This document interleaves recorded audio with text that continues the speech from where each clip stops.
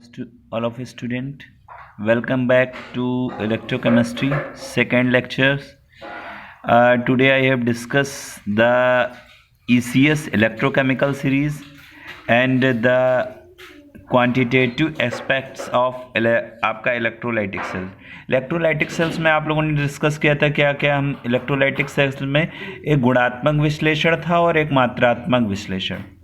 तो गुणात्मक विश्लेषण हम लोगों ने कर लिया था लास्ट लेक्चर में, और मात्रात्मक विश्लेषण के बारे में भी बताया था. क्या होता है? जिसमें हम लोग आकलन करते हैं किसी भी पदार्थ की मात्रा, गैस का आयतन, आपका करंट, टेम्परेचर, इस चीज़ का हम लोग आकलन करते हैं. तो देखिएगा, अब हम लोग आज ECS पढ़ेंगे, इलेक्ट्रोकेमिकल सीरीज. ECS वैसे आपको लर्न करने में थोड़ा सा प्रॉब्लम होता है, लेकिन आप ऐसे बहुत आसानी से ECS लर्न कर सकते हैं. जैसे आपका लिथियम Li+, सबसे ज़्यादा आपका ये विभव के मानक इलेक्ट्रोड विभव पर आधारित बनाया गया है कि Li जितना ज़्यादा इलेक्ट्रोड विभव माइनस निगेटिव होगा वो उतना ही ज़्यादा आपका हाई इलेक्ट्रोड विभव होता है उसका, है ना. तो देखिएगा, लिथियम का जो होता है प्रबल अपचयक के रूप में होता है, वो आपका Li+ है. आपका लिथियम प्लस अगर देखा जाए तो लिथियम प्लस कैसे Li+ एक इलेक्ट्रॉन लेके लिथियम में कन्वर्ट हो जाता है. ठीक है बेटा. तो इसको याद करने का ट्रिक क्या है, यानी कि लिथियम के काका नाना मांगे आलू पानी, 7 तक याद हो गए. अब देखिए, ये हाइड्रोजन एक जगह आपका ऑक्सीडाइज होगा और दूसरी तरफ रिड्यूस, यानी ऑक्सीडाइजिंग एजेंट और रिड्यूसिंग एजेंट का वर्क करेगा. देखिए, 7 नंबर पे है और 21 नंबर पे है, दोनों का कार्य अलग है. देखिएगा, पहला H2O क्या कर रहा है, ये दो इलेक्ट्रॉन को लेकर 2OH- में टूट जा रहा है, यानी कि हाइड्रोजन निकल रहा है इससे. और इसमें क्या हो रहा है, इसमें क्या हो रहा है, 2H2 इसमें O2 और +4 इलेक्ट्रॉन्स में. तो दोनों में आपका केसेस अलग हैं, जहां पर जिसकी आवश्यकता हो उसके अकॉर्डिंग इसको यूज़ करना है. अब देखिएगा, 8 से लेकर 21 तक याद करने की ट्रिक क्या है. जिंदा क्रो, लोहे के को बोल सकते हैं को या के, इसको के का मतलब कोबाल्ट समझना. नीचे बोले सुनो प्रभु, हाइड्रोजन क्यों होते हैं मरकरी सिल्वर नाइट्रेट पानी में, सॉरी रॉन्ग लिखा है, पानी में होगा ये, पीने में नहीं, पानी में. तो अब इसको आपका 24 तक हैं, तो इसको फिर 3 बचे. क्लोरीन सल्फेट फुकरे, इसको ऐसे याद कर लो, या इसको कल सल्फेट फुकरे. इस तरीके से एक ट्रिक के माध्यम से हम लोग ECS के सभी एलिमेंट्स याद कर सकते हैं, है ना. और इसका उपयोग मैं आगे बताता हूँ आपको.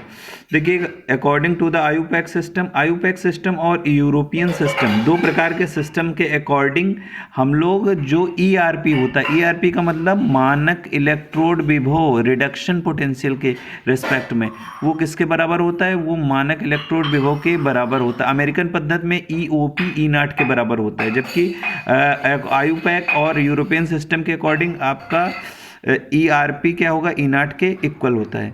अब तो हाँ, तो अब हम लोग वैद्युत रासायनिक श्रेणी जो है उसके महत्वपूर्ण लक्षण पढ़ेंगे. पहला लक्षण है क्या, देखिएगा, विद्युत रासायनिक श्रेणी में जो होता है, इस श्रेणी में इलेक्ट्रोड की अर्ध अभिक्रिया अपचयन अभिक्रिया में लिखी गई है, जिसमें बाईं ओर आक्सीकारक और दाईं ओर अपचयक होता है. ये फॉर्मेट होता है इसका, है ना.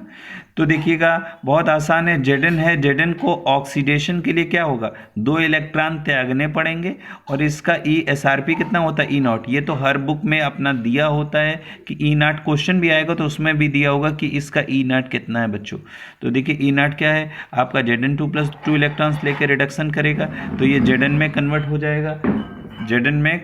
सेकेंड पॉइंट देखिए, इलेक्ट्रोडों के अपचयन विभव का ऋणात्मक मान यह प्रदर्शित करता है कि आपका इलेक्ट्रोड विभव का जो आपका ऋणात्मक मान है, यह प्रदर्शित करता है कि वे इलेक्ट्रोड हाइड्रोजन के सापेक्ष सफलतापूर्वक इलेक्ट्रॉन त्याग सकते हैं. इस कारण से ऋणात्मक अपचयन विभव वाले तत्व प्रबल अपचयक और दुर्बल आक्सीकारक होते हैं. बहुत आसान है यानी कि हाइड्रोजन से ऊपर वाले तत्व जो हैं वो उनका क्या कार्य है और हाइड्रोजन से नीचे वाले क्या हैं। देखिए एक और भी चीज़, बहुत इंपॉर्टेंट चीज़ समझिएगा, मैंने क्लास 10th में डिस्कस किया था, एक लिग्बासर काना एक ट्रिक डिस्कस की थी, लिग्बासर काना मंगल मंजन कर फिकैट कोनी संलेहा कुआ जाज पटायु।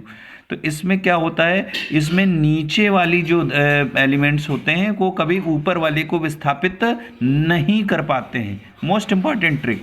अब देखिए नेक्स्ट थर्ड पॉइंट, किसी इलेक्ट्रोड के मानक अपचयन विभव का ऋणात्मक मान दूसरे इलेक्ट्रोड के सापेक्ष अधिक होने पर, अगर कोई भी इलेक्ट्रोड, बहुत ध्यान से समझिए इस पॉइंट को, किसी इलेक्ट्रोड के मानक अपचयन विभव का ऋणात्मक मान दूसरे इलेक्ट्रोड के सापेक्ष अधिक होने पर उस इलेक्ट्रोड पर ऑक्सीकरण की क्रिया होगी। बहुत बिल्कुल इजी सी बात है, ऑक्सीकरण की, ऑक्सीडेशन की प्रोसेस होगी। और वह ऑक्सीडेशन पता ही होगा सभी बच्चों को, ऑक्सीडेशन क्या होता है, फर्स्ट ईयर में पढ़ा था।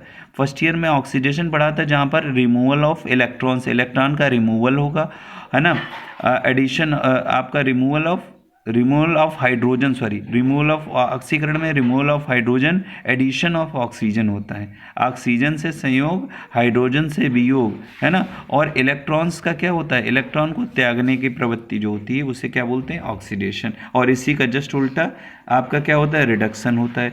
इसलिए ये एनोड पर क्या होता है, एनोड के लिए हमने हमेशा बताया था कि एनोड पर हमेशा कौन सा होगा, आपका एनोड या ऋणात्मक ध्रुव जो होता है वो किसका कार्य करता है, वो हमेशा वहाँ पर ऑक्सीडेशन की प्रोसेस होगी, जबकि आपकी कैथोड पर हमेशा रिडक्शन की प्रोसेस होगी।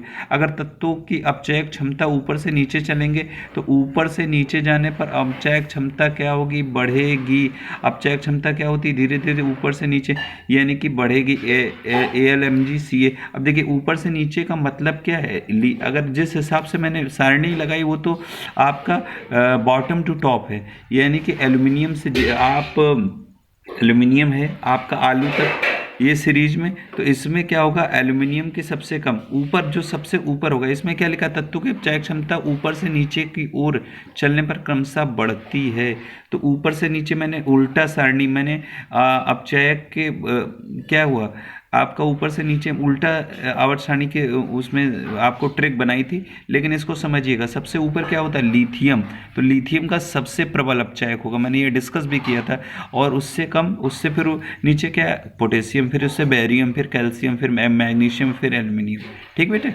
अब धातुओं के धन विद्युतीय गुण उनके ऊपर से नीचे की ओर चलने पर क्रमशः बढ़ता है, अधातुओं के धन विद्युतीय गुण ऊपर से नीचे चलने पर क्रमशः घटता है। ये तो बहुत ईजी सी ट्रिक है। अब आगे प्रोसीड करते हैं। विद्युत लेपन तो आप लोगों ने बेटा मतलब ये प्रोसेस बहुत ही जानी पहचानी प्रोसेस है। जैसे भी कोई भी गोल्ड आपका आयरन के पार्ट पर सोने की परत चढ़ा देना, है ना, गोल्ड की परत, तो उसे हम लोग विद्युत लेपन कहते हैं। विद्युत अपघटन द्वारा धातु पर दूसरी परत, पतली परत की चढ़ाने की जो प्रक्रिया है उसे विद्युत लेपन कहते हैं। अब हम लोग पढ़ेंगे बहुत ही मोस्ट इंपॉर्टेंट टॉपिक, फैराडे के विद्युत अपघटन के नियम। फैराडे के विद्युत अपघटन के नियम बच्चों क्या होते हैं? फैराडे ने विद्युत अपघटन के नियम पे 2 नियम दिए। पहला नियम क्या था? फर्स्ट नियम बहुत इंपॉर्टेंट है, समझिएगा, इसके एक एक फॉर्मूले को भी समझिएगा। फैराडे ने विद्युत अपघटन का जो प्रथम नियम दिया, तो विद्युत अपघटन में एक एक पॉइंट समझिए। विद्युत अपघटन में कैथोड तथा एनोड पर मुक्त होने वाले पदार्थों की मात्रा, विद्युत अपघटन में कैथोड पर जो मुक्त होंगे और एनोड पर जो मुक्त होने वाले पदार्थ हैं उनकी जो मात्रा, क्वांटिटी है, वो ऑलवेज क्या होता है, वो पदार्थ के विद्युत मात्रा मतलब उसके आवेश, बच्चों समझिएगा, उसके आवेश के समानुपाती होता है। सभी को समझ में आ गया? विद्युत अपघटन में कैथोड तथा एनोड पर मुक्त होने वाले पदार्थों की मात्रा विलयन में प्रवाहित होने वाले विद्युत की मात्रा के समानुपाती होता है। अब मान लिया हमने विद्युत की मात्रा क्यों मान ली बच्चों, है ना, ये एक इलेक्ट्रोलाइटिक सेल बना है। इसमें देखिएगा आपका प्लस एनोड है और आपका माइनस कैथोड है, ये इलेक्ट्रोलाइटिक सेल है। तो देखिए हमने मान लिया कि इसमें क्यू विद्युत की मात्रा है। क्यू विद्युत की मात्रा, पदार्थ की मात्रा W, और तो ये क्या होगा, आपको बताया गया कि विद्युत के मात्रा के समानुपाती होते हैं, यानी कि W is directly proportional Q। अब आपको पता है, आप लोगों ने फिजिक्स में पढ़ा रखा है कि आवेश बराबर होता है धारा इंटू समय, Q बराबर I इंटू टी। तो W बराबर जेड क्यू हो गया, यह जेड बराबर, जेड क्या है बेटा, एक कांस्टेंट है जिसको बोलते हैं वैद्युत रासायनिक तुल्यांक, इलेक्ट्रोकेमिकल इक्विवेलेंट। अगर हमने मान लिया Q बराबर 1C, Q को हमने 1 कूलाम मान लिया, आवेश कूलाम में होता है ना, तो ये जेड बराबर क्या आ गया, Q। बहुत ही, अब देखिए इसको दो क्वेश्चन के माध्यम से समझते हैं। जैसे एक है पहला क्वेश्चन, सोडियम, एक इलेक्ट्रॉन लेकर सोडियम में, यानी कि 1 mole of electron 1 mole of sodium में कन्वर्ट हो रहा है बच्चों। तो आगे देखते हैं। तो इसमें देखिए फ्लो ऑफ इलेक्ट्रॉन आपको पता ही है कि 96,500 कूलाम होता है। ये कैसे आता है बच्चों, ये आपको मैं बता दे रहा हूँ, बहुत इजी ट्रिक है। एक इलेक्ट्रॉन का बेटा आवेश कितना होता है, 1.6 इंटू 10⁻⁻19, और 1 मोल ऑफ इलेक्ट्रॉन का आवेश क्या होगा, 1.6 इंटू 10⁻⁻19 से जब हम गुणा करेंगे कितने की बेटा, जब हम मल्टीप्लाई करेंगे 6.023 इंटू 10⁻23, तब ये आता है 96,500 कूलाम। ठीक बेटा, तो फ्लो ऑफ 96,500 कूलाम, ये इसका एक मानक है बेटा। तो ये किसके बराबर होगा, 1 मोल सोडियम। अब सोडियम का परमाणु भार आपको पता है कितना होता है, 23 ग्राम।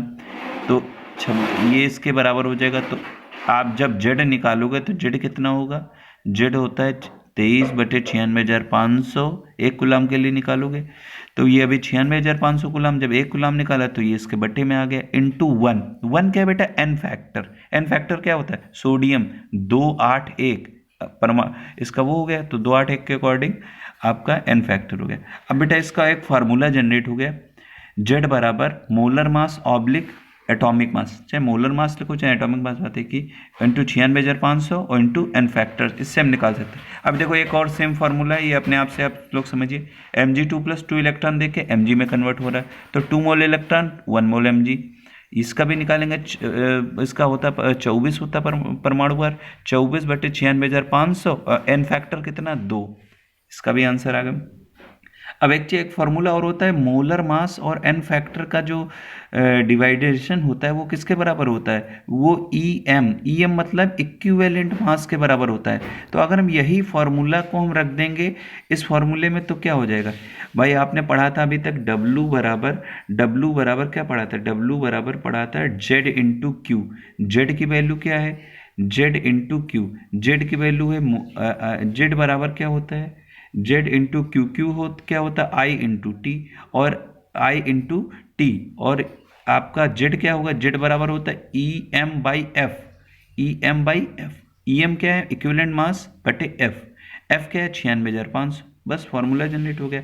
अगर हम इसको इसके बटे में ले आए, सपोज दैट W बटे मोलर मास क्या होता है, I into T, 96,500 into N factor. बहुत आसान है।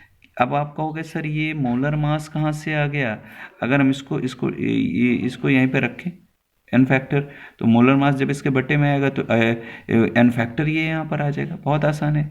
अब देखो कुल मिला के एक चीज़ यहाँ से क्लियर हो रही है कि जो W/M क्या होता है, मोल होते हैं, मोलों की संख्या, यानी कि एन किसके डायरेक्ट इन्वर्सली प्रोपोर्शनल है, एन फैक्टर के बच्चों। ये एन जो है ये W/M की वैल्यू क्या हो गई, एन क्या होता है, मोल्स होते हैं। तो मोल्स किसके बराबर है, ये मोल्स जो हैं आपके I इंटू टी 96,500 के बराबर हैं। यानी कि अगर हमने मान लिया नंबर, ये कैथोड के लिए है मोल, ये एनोड के लिए तो इसमें जब इन्वर्सली प्रोपोर्शनल का साइन है तो यहाँ से एक फार्मूला और जनरेट हो जाएगा, NC mole of cathode mole of anode. ये उल्टा हो जाएगा, क्यों, क्योंकि इन्वर्सली प्रोपोर्शनल है, एन फैक्टर ऑफ एनोड बटे एन फैक्टर ऑफ कैथोड। तो मोस्ट इंपॉर्टेंट है, क्लियर हो गया होगा। फैराडे का द्वितीय नियम क्या कहता है, फैराडे का द्वितीय नियम बेटा क्या कहता है, बहुत आसानी से समझिएगा। जब विद्युत धारा की समान मात्रा विभिन्न विद्युत अपघट्यों में से समान प्रवाहित की जाती है, जैसे ये 2 विद्युत अपघट्य है ना, हम लोग को दो चीज़ें पर आई, कैथोड का एनोड से ऐड कर दिया, एनोड का कैथोड से ऐड कर दिया, ठीक है बेटे, और I सेम T सेम कर दिया इसका। तो जब I आई को सेम कर देंगे, टी को सेम कर देंगे, तो क्या हो जाता है, इनके पदार्थ की जो मात्रा हैं वो किसके, वो इनके ग्राम तुल्यांक के डायरेक्टली प्रोपोर्शनल होती हैं। बस इतना सा रूल है और कुछ भी नहीं है, बहुत आसान है। तो डब्लू बराबर क्या हो जाएगा, ई एम इंटू आई इंटू टी इंटू 96,500। अगर हमने W1 को Z1 IT मान लिया और इसको W2 को Z2 IT, तो दोनों को डिवाइड कर लो, W1 अपन W2 E1 E2 होता है। लेकिन W1 W2 Z2 अपन Z1 के बराबर होता है, तो ये आपका यहाँ पर Z1 अपन Z2 बराबर हो गए E1 अपन E2। बहुत आसान है। अब हम लोग प्रोसीड करेंगे,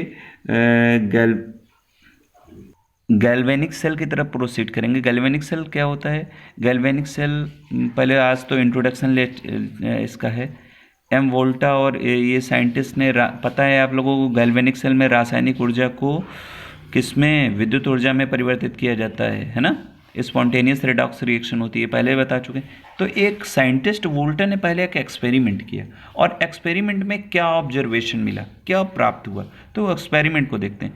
एक कॉपर सल्फेट के सॉल्यूशन से भरे पात्र में जिंक की रॉड डाल दी। जिंक की रॉड डालने के बाद थोड़ी देर बाद देखा जाता है कि जिंक की rod, observation number first, zinc की रॉड गल रही है। जब गलेगी तो उसका धीरे धीरे वेट कम होता चला जाएगा।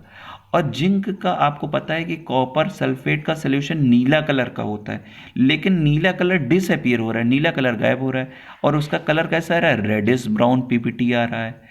अब देखिएगा थर्ड, देखिएगा कि after particular chemical reaction temperature, अब जब ये रिएक्शन हो रहा है तो टेम्परेचर इंक्रीज हो रहा है। तो इसमें रिएक्शन क्या हो रहा है, जिंक जो है अपने 2 इलेक्ट्रॉन त्याग कर Zn2+ में आ रहा है, यानी कि सोल्यूशन में आ रहा है, तभी तो रॉड पतली हो रही है। हाफ ऑक्सीडेशन हो रहा है रिएक्शन, Cu2+ 2 इलेक्ट्रॉन लेकर Cu में कन्वर्ट हो रहा है, तो यहाँ पर Zn+Cu2 बराबर Zn+2 और प्लस एनर्जी। ये जो एनर्जी बेटा निकलती, इसी एनर्जी को कंटेनर में करवाने पर रासायनिक ऊर्जा विद्युत ऊर्जा में परिवर्तित होने पर गैल्वेनिक, ये आपका इसी को गैल्वेनिक सेल बोलते हैं। तो ये एक एक्सपेरिमेंट है। अभी आगे हम लोग गैल्वेनिक सेल को अच्छे से प्रोसीड करें। थैंक्स लॉट ऑल स्टूडेंट, अच्छे से मेहनत कीजिएगा और पूरे लेक्चर को अच्छे से ध्यान से 2 बार देखिएगा। ठीक है, all the best all of you.